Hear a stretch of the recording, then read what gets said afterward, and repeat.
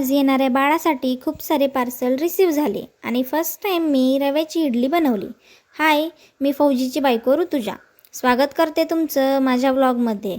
सकाळी उठल्यावर मला इडली खायची खूप जास्त इच्छा झाली, पण इडलीसाठी आधीच प्रिपरेशन करून ठेवावं लागतं, त्यामुळे काही ते शक्यच नव्हतं. मग नवीन काहीतरी ट्राय करावं म्हटलं. मग घेतली रव्याची इडली बनवायला. याची रेसिपी पाहिजे असेल तर नक्की सांगा, मी त्याचा एक सेपरेट व्हिडिओ बनवेन.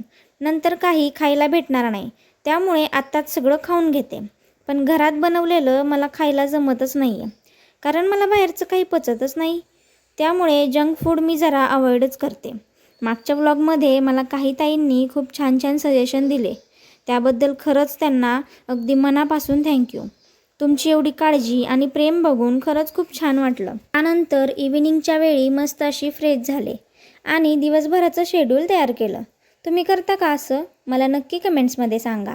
थोड्याच वेळात तनू आली. बाळाचे कपडे बघून तिची एक्साइटमेंट लेवल जास्तच वाढली होती.